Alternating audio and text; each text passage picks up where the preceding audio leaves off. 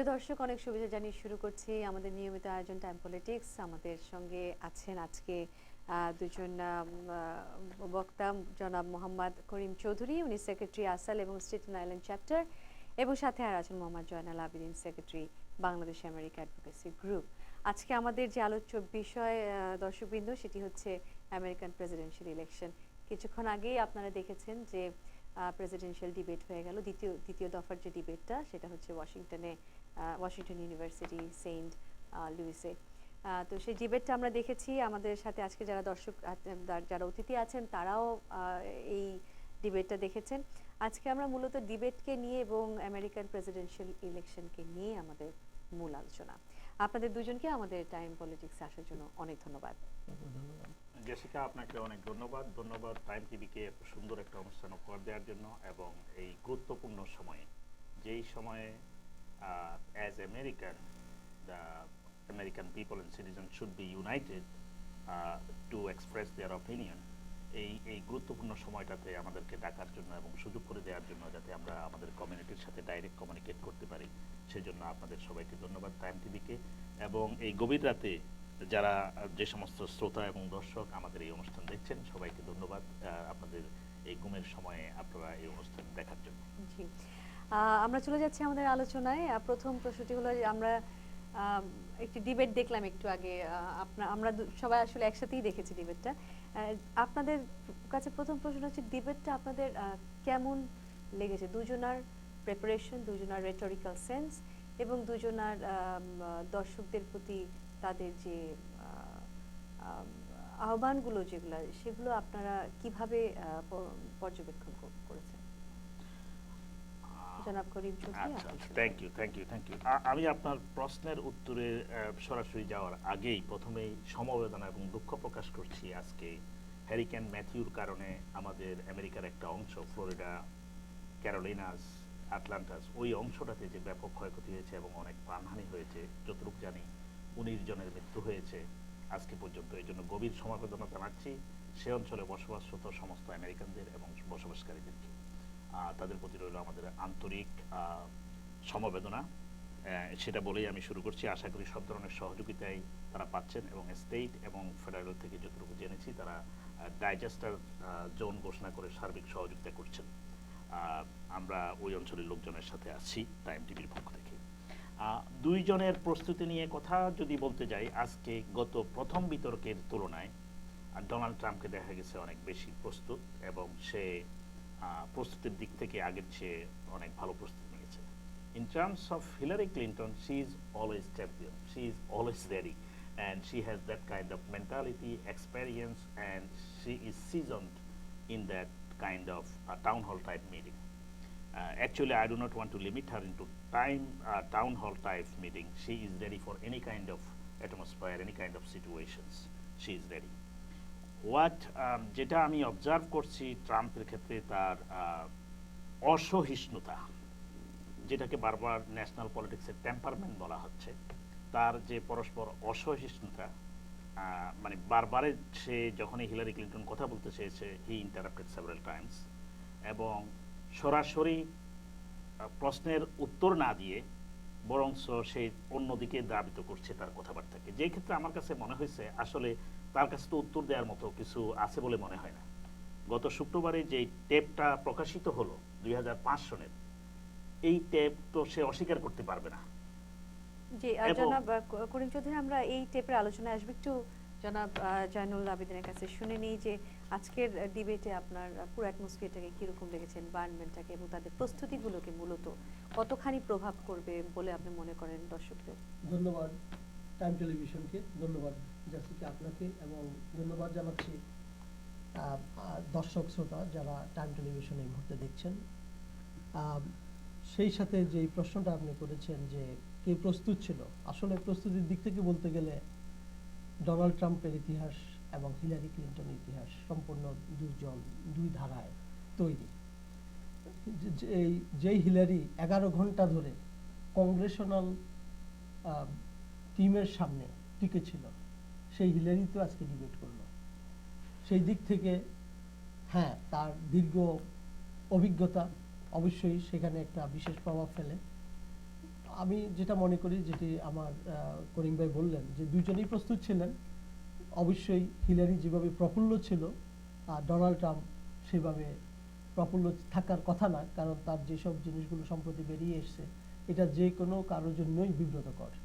তো এর মধ্যেও ডোনাল্ড ট্রাম্প যে পারফরমেন্সটুকু দেখাইতে পেরেছে, সেটা আসলে তাকে ক্রেডিট দিতে হবে।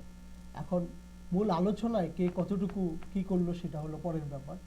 যে জিনিসটি হলো যে ডোনাল্ড ট্রাম্পের যেই একটি প্রশ্ন বারবার মডারেটরদেরকে ইন্টারাপ্ট করতে হলো, যে আপনি তো লক্ষ্যচ্যুতভাবে উত্তর দিচ্ছেন, আপনাকে প্রশ্ন করা হয়েছে এই, আপনি বলছেন এই, এইভাবে কয়েকবার আমরা খেয়াল করেছি। তো সেই দিক থেকে অবশ্যই হিলারি তো অনেক ভালো করেছে, স্পেসিফিক এবং টু দ্য পয়েন্টে ছিল আর কি। অত্যন্ত টু দ্য পয়েন্টে ছিল। জনাব করিম চৌধুরী, আপনি বলছিলেন যে ভিডিও টেপটির কথা, যেটা 2 দিন ধরে গণমাধ্যমে বেশ একটি কেওয়াস তৈরি করেছে এবং মানুষজন এটা নিয়ে কথাবার্তা বলছে। সেই ভিডিও টেপটি আজকে ডিবেটেও আমরা যেটা দেখলাম, যে তিনি বলছে যে এটা আসলে আমাদের শিশুদেরকে, এই সমাজের শিশুরা আসলে কি সব শিখবে সেটা নিয়ে প্রেসিডেন্ট ওবামাও উদ্বেগ দেখিয়েছেন ওনার স্টেটমেন্টগুলোতে, এবং বাচ্চাদেরকে সেফ রাখার জন্য, সুস্থ রাখার জন্য, এবং এই ভিডিও টেপের কথাবার্তা, যেসব ভালগারিটি এখানে ইউজ করা হয়েছে, সব কিছু মিলে যে পরিস্থিতিটা তৈরি হলো এবার প্রেসিডেন্সিয়াল ক্যাম্পেইনে, এটা আপনি কিভাবে বিশ্লেষণ করেন? জেসিকা, দেখুন, আমেরিকান প্রেসিডেন্সিয়াল ইলেকশনের ক্ষেত্রে একটা গুরুত্বপূর্ণ বিষয়, সারা পৃথিবী আমাদেরকে ওয়াচ করছে। আমাদের সংবিধানে হয়তো এরকম কিছু নেই যে মোরাল ক্যারেক্টার কি ধরনের ফিটনেস হলে একটা লোক ইউএস প্রেসিডেন্সিয়ালের জন্য ইলেকশন করতে পারবে অ্যাজ ইউএস প্রেসিডেন্ট। আমি জানি না তার সুস্পষ্ট কিছু আছে কিনা। যদি থেকে থাকতো তাহলে এই জাতীয় টেপ এবং এর আগে যতগুলো মন্তব্য রিপাবলিকান মনোনীত প্রার্থী ডোনাল্ড ট্রাম্প করেছেন, এর ফলে আমার মনে হয় আরও একটা বড় ধরনের বিপর্যয় ঘটার কথা ছিল, আমি যেটা এক্সপেক্ট করতেছিলাম।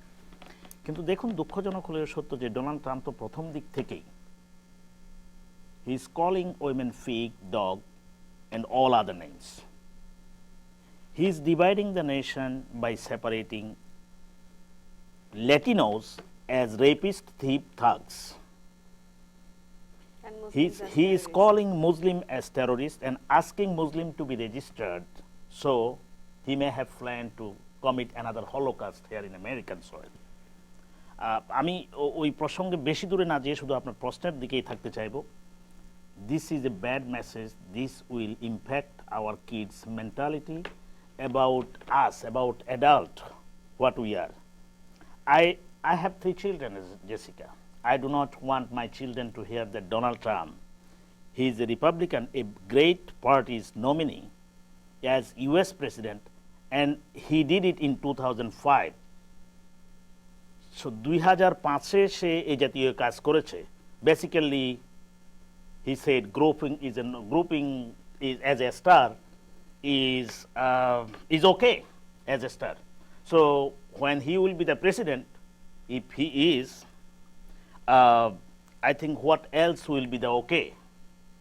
So he set up a very bad example. I hope our future politicians will take some minimum measures that what kind of mentality, what kind of temperament, what kind of personal character needed to be moral fitness for this position, the highest office of this country. জনাব আবিদিন, আপনার কি বক্তব্য এই বিষয়ে? আমি যেহেতু শিশুদের কথাটা আনলেন, আসলে শিশুরাই তো আগামী দিনে নেতৃত্ব দিবে, এবং শিশুরা যেভাবে তাদের মন মানসিকতা, তাদের মনন যেভাবে গড়ে উঠবে, ঠিক রিফ্লেকশনটা তারা যখন বড় হবে সেভাবেই হবে। তো যেই মেসেজটা বিশেষ করে ডোনাল্ড ট্রাম্পের ভিডিও টেপ, এবং সে কিন্তু সেখানেই শেষ না, মহিলাদের, বাচ্চাদের, তারপরে হ্যান্ডিক্যাপদের থেকে শুরু করে কাউকে সে কিন্তু বাদ দেয়নি। যে কথাগুলো হিলারি ক্লিন্টন বারবার বলছেন, যে আমরা এমন একটি জাতি, যে জাতি সবাইকে সম্মান করতে জানে, যে জাতি ইমিগ্রেন্ট জাতি, যে জাতি ইমিগ্রেশনের উপরেই এর ভিত্তিপ্রস্তর স্থাপিত হয়েছে, সেখানে কি কারণে আমরা নেশনকে রেইস, কালার এবং এথনিসিটিতে ভাগ করব? এবং দ্বিতীয় যে মেসেজটা সেটা হচ্ছে যে শিশুদের জন্য যেটা ভয়ঙ্কর, যে ডোনাল্ড ট্রাম্প নিজের এই কেলেঙ্কারি যেমনিভাবে এসছে গত 48 ঘন্টায়, আরও আসবে যেভাবে আমরা শুনতে পাচ্ছি, সে কিন্তু বিল ক্লিন্টনের ব্যাপারটা পর্যন্ত নিয়ে এসছে, যেটা আরও অনেক ভয়ঙ্কর। কারণ বিল ক্লিন্টন তো প্রেসিডেন্ট প্রার্থী হচ্ছে না, প্রেসিডেন্ট প্রার্থী হলো Hillary Clinton.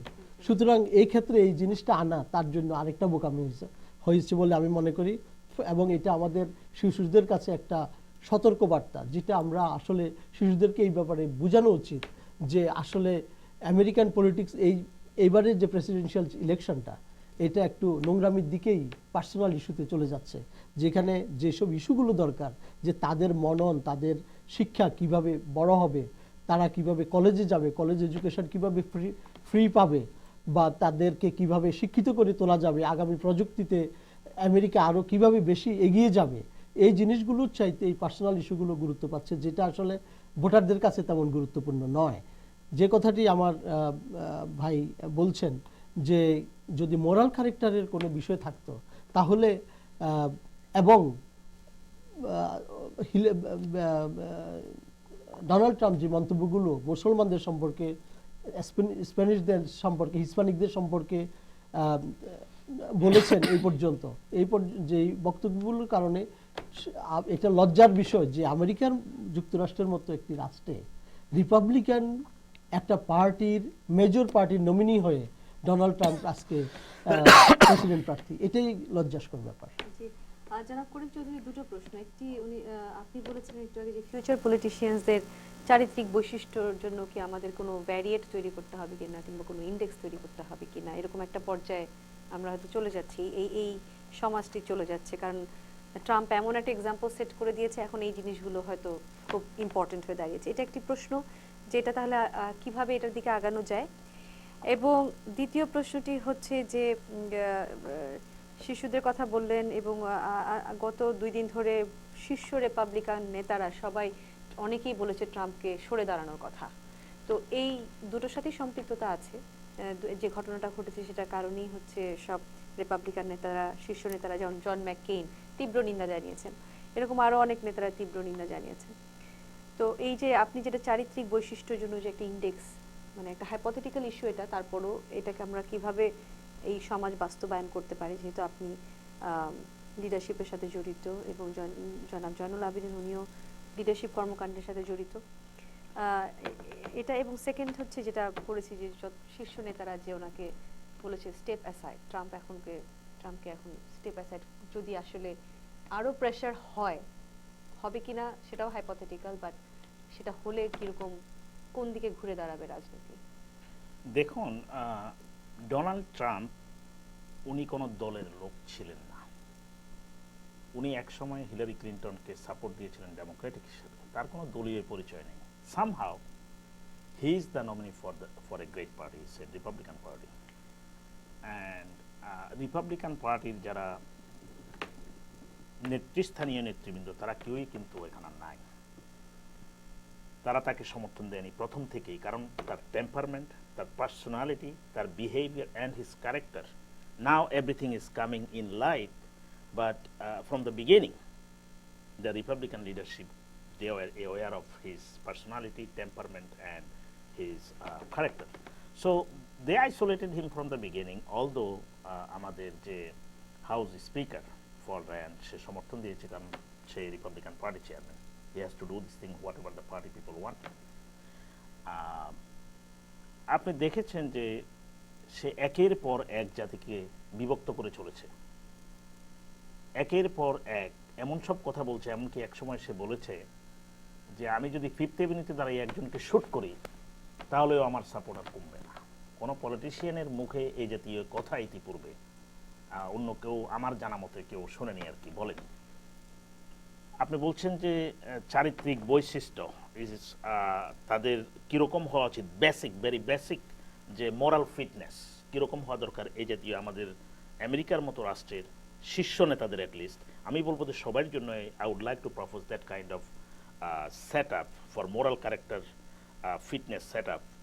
Somehow we need to do this thing, because somehow Donald Trump is the nominee and he is dividing our nation and he's spreading so much hateism, and he's spreading so much bad thing around our society, and we don't know how I will answer to my son. I have a 15-year and I have a 12 years. When he asked me that how come he is the nominee of a bigger party, of a biggest party in the country, that Republican party, how he became the party nominee in the first place, that kind of, with that kind of mentality, it's really shocking.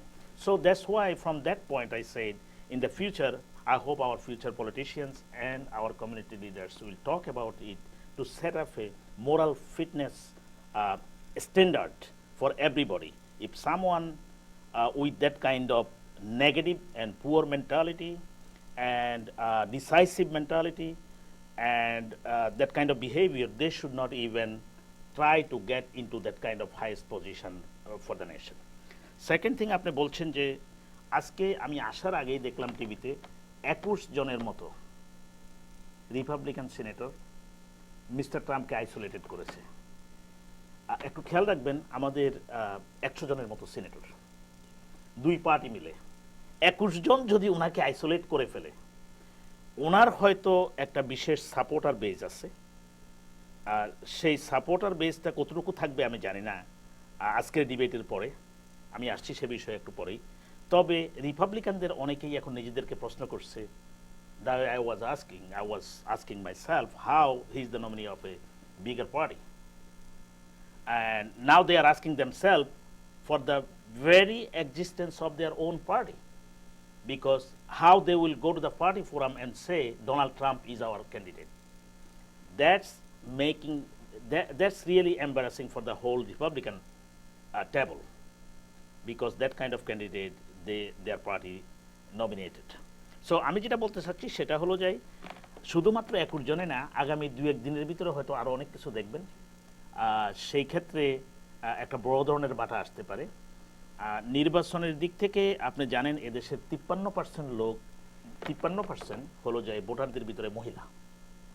53% of US voters are women, and we are talking about women here, pig, dog, and many other things. So if he does have any kind of respect for his wife and daughter, forget about the other voters. I don't know what sense he is talking about women that bad, and how he will answer to his wife and daughter. He said, I apologize. আজকে বলেছে apologise, এই অ্যাপোলজিতে আসবো, কারণ হিলারির সাথে সাথেই বলেছে যে Apology তো ওনার আরো অনেকের কাছে। রাইট অ্যাপোলজি আমরা আসবো। জনাব জয়নুল আবেদিন, আপনি কি জনাব করিমের সাথে একমত? আমি শুধু একটা জিনিস অ্যাড করতে চাই, যেটা আমি আগেই বলছিলাম, যে this is shame for the American as a nation whole. For us, we take the responsibility that one of the major party, Republican Party, and Donald Trump is the nominee. Just by saying this is a shame. Second যে জিনিসটি, সেটি হচ্ছে তার যে একটা strength, যে 17 people তাকে প্রথমে তারা ডিবেট করে ডোনাল্ড ট্রাম্প আজকে এই পর্যায়ে এসছে, এই যে বিষয়টা, এটাকেই সে কিন্তু পুঁজি করে আজকে প্রেসিডেন্সিয়াল ইলেকশনে সে নমিনি। এখন কথা হচ্ছে যে মহিলাদের সম্পর্কে,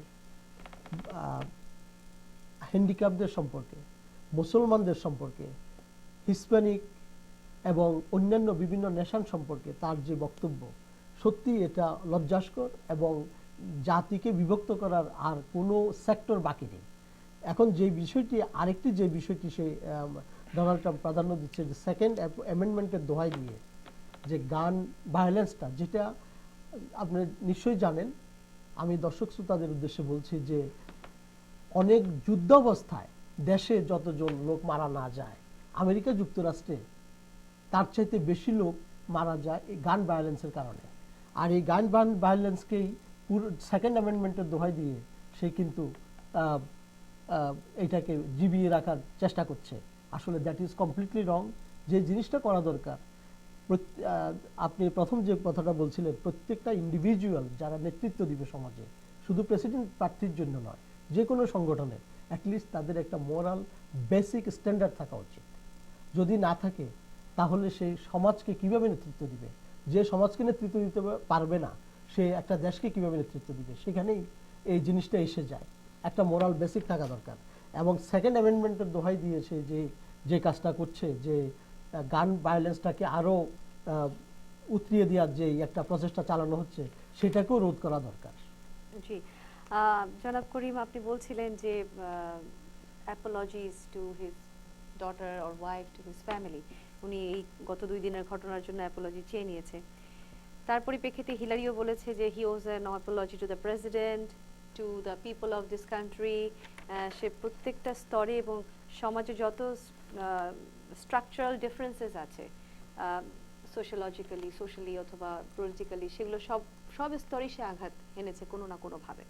সবাইকে তার অ্যাপোলজি দিতে হবে, প্লাস যে গোল্ড স্টার ফ্যামিলির কথা উল্লেখ করেছেন। যে ড্যামেজটা হওয়া সেটা তো হয়েই গেছে, এখন আসলে অ্যাপোলজি দিয়ে এই ড্যামেজটা কি আসলে মনে করেন ট্রাম্প উতরে উঠতে পারবে? জেসিকা, অ্যাপোলজি সম্পর্কে একটা কথা বলি। পলিটিক্স এবং সোসাইটিতে আমরা যারা কাজ করি, অ্যাপোলজিটা একটা জিনিস যেটা শুধুমাত্র is not a language or is not a word, it has an impact and implication. আপনি যদি অ্যাপোলজি বলেন I am sorry, if your body language and your feeling and you are not behaving afterward of your apology, that indicating you really apologized. আপনি নিজেই দেখেছেন আমাদের সাথে ওখানে বসে তার অ্যাপোলজির স্টাইল বা এর আগে যতবার সে অ্যাপোলজি করেছে, আমি এখনো বিশ্বাস করতে কষ্ট হচ্ছে যে if I am the victim, at least I am the victim in this case, and I will not accept his apology because the way he is apologizing and then he is going back and attacking another sector. So this apology is not coming from the bottom of his heart. It is just try to cheat with the voters, just divert the voters' attention that he apologized for the word. This is not the apology I want to hear from him. I want to hear from him real apology, not for just 48 hours incident, the tape. I want him to apologize to the president, to American people, for everything he said from the primary to the as of today. What he did, this thing, he was challenging President Obama, knowing the fact that he is a US citizen by born, knowing the fact. It's not that he does not know, he does not have that information. He did it, and constantly, 9 years. From the beginning of Obama's year to this year, end of this 2016, he did it. About 9 years. From the primary Obama started, he started those things. And what he also did, damaging to this nation, while we are proud, আপনি জানেন যে এই দেশের founding fathers, they created this country with the religious freedom. Pilgrims comes over here, everybody is okay here if they are following the rules and resolutions, the constitution of this country.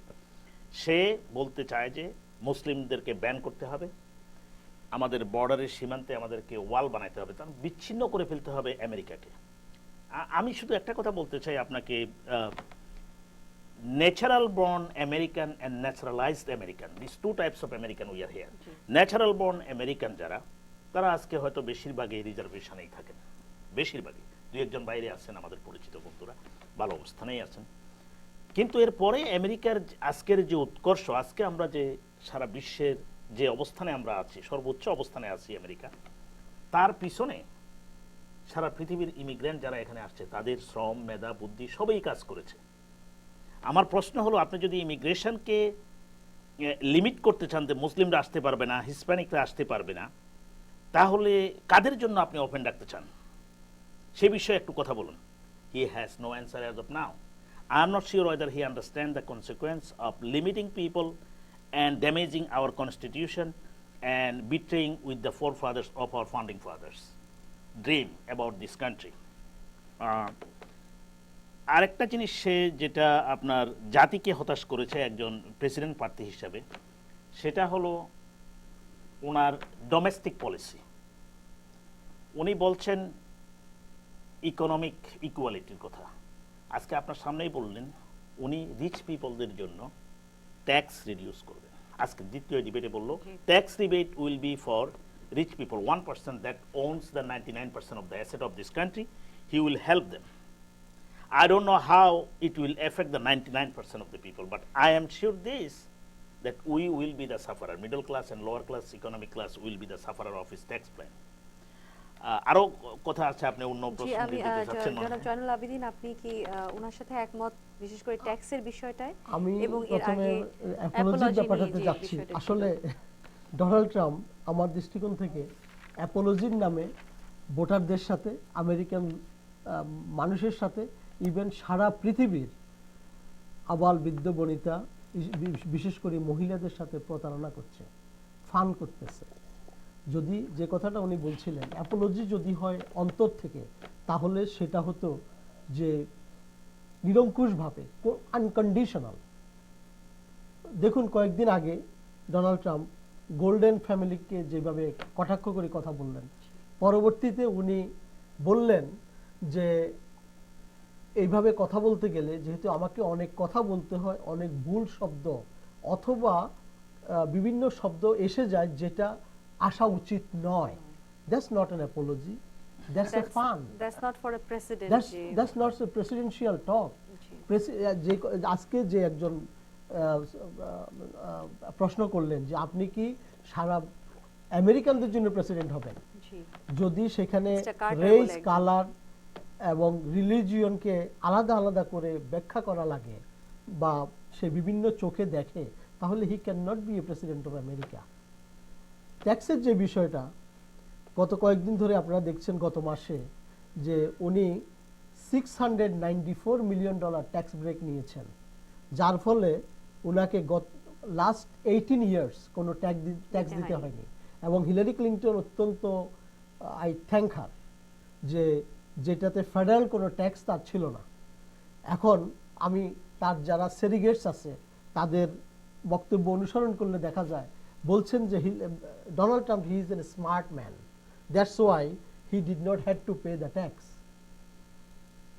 যদি আমি সেকেন্ডের জন্য তাদের সাথে একাত্মতা ঘোষণা করি, তারপরেও বলতে হয় to run the presidency, to be a commander in chief, you don't not only have the business mind, you have to have ethical mind, and he is completely missing that. এখন আপনি তাহলে আসেন ট্যাক্সের যে বিষয়টা, অ্যাপোলজির যে বিষয়টা, বিভিন্ন সময়ের ব্যাফাস মন্তব্যের যে বিষয়টা, সব কিছুকে যদি আপনি একটা কনটেক্সটে বিচার করেন, তাহলে একেবারেই বলতে হবে he is not ready for the president, and this is a shame again. এখন আরেকটি জিনিস এসে যায় যে বারাক ওবামা, আমি বলবো আমেরিকার গর্ব, গত 8 বছর ধরে একটা অলমোস্ট বঙ্গুর অর্থনীতিকে মোটামুটি একটা সচল অর্থনীতিতে আনার পিছনে বারাক ওবামার এই অবদান আমরা দেখতেছি, যার ফলে তার জনপ্রিয়তা, যেটা লাস্ট ইয়ারে কারো ইতিহাসের রেকর্ড যে 55% বর্তমানে জনপ্রিয়তা, কেবলমাত্র বারাক ওবামা একটা কালো সম্প্রদায়ের হওয়ার কারণে তার বার্থ সার্টিফিকেট নিয়ে তিনি প্রশ্ন তুলেছেন। এবং 8 বছর পরে দেখেন অ্যাপোলজির নিয়ম, মানে মেথড অফ অ্যাপোলজি, 8 বছর পরে সে স্বীকার করলো যে বারাক ওবামা আমেরিকার জন্ম। এটুক বলল না যে তার 8 ইয়ার্সের যে অবদান, আসলে 8 ইয়ার্সের অবদানকে অস্বীকার করে গত 8 বছর ধরে তিনি 8 ইয়ার্সের মানে বারাক ওবামাকে অস্বীকার করা হয়েছে। সুতরাং এই যে রেসিস্ট যেই বীজ আমাদের সমাজে, এটা কোনো অবস্থায় আমেরিকার জন্য শুভকর নয়। বারাক ওবামার অবদান বলতে গিয়ে যেটা একটি আজকের ডিবেটে এসেছে যে ওবামা কেয়ার যেটা উনি চালু করেছেন, সেটাকে হাইলি ক্রিটিসাইজ করেছে ডোনাল্ড ট্রাম্প, এবং আগে উনি বলেছে উনি প্রেসিডেন্ট হলে এটাকে বন্ধ করে দিবে। এই বিষয়টা একটু গুরুত্বপূর্ণ, এই জন্য আর কি এটাকে এনেছি যে মানে মিলিয়ন অফ চিলড্রেন, বিশেষ করে বড়রা তো আছেই। হিলারি আজকে ব্যক্ত করলেন যে অনেক বয়স্ক লোকরা এটাতে অনেক উপকারিত হচ্ছে, এবং বিশেষ করে ওবামা যে কারণে এটাকে শুরু করেছিল, ওনার একটা ডকুমেন্টারিতে আমরা দেখেছি যে বাচ্চাদেরকে নিয়ে, যেসব বাচ্চারা ক্যান্সারে আক্রান্ত অথবা অন্যান্য বেশ কঠিন রোগে আক্রান্ত, তাদের কথা মাথায় রেখেই উনি এই জিনিসটাকে করেছিলেন। এবং এটাকে বন্ধ করে দেওয়াতে আপনারা কি মনে করেন যে কোনো কমিউনিটির উপরে, আমাদের দেশেও আমাদের কমিউনিটি আছে, হিসপ্যানিক কমিউনিটি আছে, বিভিন্ন কমিউনিটিরা আছে যারা আসলেই ওবামা কেয়ার দ্বারা উপকৃত হচ্ছে, প্লাস যারা যেটা বলেন যে এখানকে বর্ন আমেরিকান যারা আছে তাদেরও এটা অনেক উপকার করছে। এটাকে যদি বন্ধ করে দেওয়া হয় কিংবা এটা নিয়ে যদি কোনো ভবিষ্যতে কোনো কথাবার্তা ওঠে, এটা কতখানি ইম্প্যাক্ট ফেলবে বলে আপনি মনে করেন? ধন্যবাদ জেসিকে। এই জিনিসটা অনেক গুরুত্বপূর্ণ একটা বিষয় আমাদের সমাজের জন্য। 20 million uninsured people are now insured under Obamacare. যদি ওবামা কেয়ারটা অ্যাপ্রুভ না হতো তাহলে অতীতের প্রচলিত যে ইন্স্যুরেন্স সিস্টেম ছিল এই 20 মিলিয়ন কোনোদিন ইন্স্যুরেন্স সুবিধা পেত না। আপনি জানেন এদেশের ইন্স্যুরেন্স সিস্টেমটা এরকম ছিল ওবামা কেয়ারের আগে, যে প্রিকন্ডিশনের কারণে অনেক ইন্স্যুরেন্স কোম্পানি রিফিউজ করতে পারতো ইনস্যুর করবে না বলে। এমনকি এমপ্লয়ার, আমরা যারা বিভিন্ন জায়গায় কাজ করি, এমপ্লয়ারের থ্রুতে আমরা ইন্স্যুরেন্স পাই, সেই ক্ষেত্রেও ইন্স্যুরেন্স কোম্পানির কিছুটা আধিপত্য ছিল, তারা কাকে ইনস্যুর করবে, কাকে করবে না, কাকে ডিনাই করবে অথবা কতটুক করবে। ওবামা কেয়ারের কারণে এখন আর সেটা নেই। আপনাকে আপনার শারীরিক অবস্থা, বয়স বা রোগ বার্ধক্যের কারণে, এইসব কোনো কারণেই আপনাকে ইন্স্যুরেন্স থেকে বঞ্চিত করা যাবে না, চিকিৎসা সুবিধা দিতে হবে আপনাকে। আচ্ছা, এইটা যদি চলে যায়, আপনার সেকেন্ড পার্ট কোশ্চেনে আসছি, যদি কোনো কারণে এটাকে বন্ধ ঘোষণা করে বাদ দিয়ে দেয়, যেটা একটা বড় ধরনের বিপর্যয় ঘটে আনবে আমাদের হেলথ সিস্টেমে। এবং হ্যাঁ, এটা সত্য কথা যে হেলথ কেয়ারের ক্ষেত্রে অনেক বেশি বড় ধরনের খরচ বাড়ছে এবং we need to work on it, as Hillary said, we have to reshape it because it's a new programme, way better than what it was before, but still we have to work on it to improve the service and financial investment on this. The severe consequence if someone refill this one and they block this one or just said, well, I'll do it one. Another question came through, what is his plan about the health insurance? He does not have any specific question. No specific, nothing. And he will do it. He said he will do it. What? How? American people wants to know. Further detail, elaborate, but he failed to do the elaboration. জি জনাব করিম, আমাদের হাতে সময় নিয়ে আমাদের বিদায় নিতে হচ্ছে একটু পরেই। জাস্ট বিদায় নেবার আগে, যেহেতু আপনারা দুজন কমিউনিটি লিডিং রোলে আছেন, আপনি আসলে আছেন, আপনি বাংলাদেশ আমেরিকা অ্যাডভোকেসি গ্রুপে আছেন, আমাদের এই যে আপকামিং ইলেকশন যেটা আসছে সেটার জন্য আমাদের কমিউনিটির দর্শকদের জন্য আপনাদের কি অ্যাডভাইস জনাব জয়নুল আবেদিন, আপনি যদি। ধন্যবাদ জেসিকা। প্রেসিডেন্সিয়াল ইলেকশন শুধু নয়, যে কোনো ইলেকশন, এবং প্রথমত ইলেকশনের যে বিষয়টি, যে কোনো ইলেকশনই আমাদের জন্য অত্যন্ত গুরুত্বপূর্ণ। বিশেষ করে আমি বাংলাদেশি ভাই বোনদেরকে বিশেষভাবে অনুরোধ করব যে যারা এখনো ভোটার হননি, আগামী 14ই অক্টোবর পর্যন্ত আপনার ভোটার রেজিস্ট্রেশন করার সুযোগ রয়েছে। Please go ahead and register your vote if you are the citizen, number 1। Number 2, যে কোনো ইলেকশনে আপনি ভোট দিবেন, প্রেসিডেন্সিয়াল ইলেকশন হোক, আপনার অ্যাসেম্বলি মেম্বার হোক, স্টেট সিনেটর হোক, সিটি কাউন্সিল হোক, যে কোনো ইলেকশন, এতে করে যেই মেসেজটা আমরা দিতে পারি যে আপনি এখন স্ট্যাটিস্টিক্স খুললে লজ্জা পাবেন, আমরা লজ্জা পাই যে বাংলাদেশি কমিউনিটিতে বাংলাদেশি তেমন উল্লেখযোগ্য ভোটার এখনো হয়নি। যে আজকে কিছুক্ষণ আগে আমরা আলাপ করছিলাম, যদি আমরা একতাবদ্ধ হয়ে কাজ করি, আজকে আমাদের কমিউনিটিতে অ্যাসেম্বলি মেম্বার থাকার কথা, আমাদের কমিউনিটিতে স্টেট সিনেটর থাকার কথা, কিন্তু যেহেতু আমরা ভোটার রেজিস্ট্রেশনের দিক থেকে এবং আমেরিকান পলিটিক্সে আমরা ওইভাবে সুযোগ করতে পারছি না, সেহেতু আমাদের এই যথেষ্ট অবদান থাকা সত্ত্বেও আমরা এই সুযোগটা নিতে পারছি না। সুতরাং আজকে অত্যন্ত বিনীতভাবে আমি অনুরোধ করব, যেহেতু একটা নির্বাচন সামনে, আপনি মনে করেন না যে আপনার ভোট কাউন্ট হবে না, আপনি অবশ্যই ভোটার হবেন এবং আপনি যথাসময়ে ভোট দিবেন, ভোট দিতে যাবেন, আপনি যাকেই ভোট দেন এতে কোনো আপত্তি নেই, কিন্তু you must register, you must vote. Chowdhury, শুধুমাত্র 30 সেকেন্ডে আপনার উত্তরটি কমিউনিটির মানুষের জন্য। দেখুন, আজকে এই ভোটটা খুবই গুরুত্বপূর্ণ। আপনারা যারা এখনো ভোটার রেজিস্ট্রেশন করেন, এই জনাল ভাই একটু আগেই বললো, দয়া করে ভোটার রেজিস্ট্রেশন করুন 14 অক্টোবরের ভিতরে, এবং প্রত্যেককে উৎসাহিত করুন যাতে ভোট কেন্দ্রে যায় এবং ভোট দেয়। যাকেই আপনার পছন্দের লোককে ভোট দেন, তবে ভোট কেন্দ্রে যাবেন এবং ভোট দেবেন, your vote counts. Second thing, Hillary Clinton promised that the tax benefit you will get whoever making $250,000 a year or below. Also, Bernie Sanders people and Bernie Sanders and Hillary Clinton, they are united to give big educational break for people, household making $125,000 and below. I have 3 children. They will, of course, I am hoping they will go to the college. As many others, Bangladeshi and South Asian family has the children. They are worried about their college tuition. and if Hillary Clinton is elected, we will get this break for up to $125,000 household income will get free college education. Please go register your vote and go and cast your vote this time and every time. Thank you. জি, আজকে দর্শক আমাদের হাতে বেশি সময় নিয়ে আরো অনেক বিষয় আলোচনা করার ছিল। আপনাদের দুজনকে আমাদের টাইম পলিটিক্সে আসার জন্য অনেক ধন্যবাদ। দর্শক বিদায় নিচ্ছি, আগামী সপ্তাহে আপনাদের সাথে আবারও দেখা হবে অন্য কোনো বিষয়বস্তু নিয়ে। সে পর্যন্ত আপনারা সবাই ভালো থাকুন এবং সুস্থ থাকুন। Thank you. ধন্যবাদ আপনাকেও।